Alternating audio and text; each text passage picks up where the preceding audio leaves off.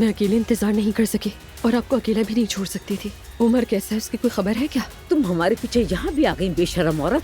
मैं यहाँ अप्पू के लिए आई हूँ। दफा हो जाओ यहाँ से, तुम्हारी जान ले लूंगा। अबे साला क्या रखते हैं, मुंह उठाकर यहाँ चली आई तो हद में रहो वरना मैं तुम्हें सीधा कर दूंगा। यहाँ उमर जिंदगी और मौत की लड़ाई लड़ रहा है और वो उस औरत के नखरे उठा रहे हैं। उमर का ऑपरेशन हो गया है। डॉक्टर क्या वो खतरे से बाहर है? ये कहना कब्ल इस वक्त होगा।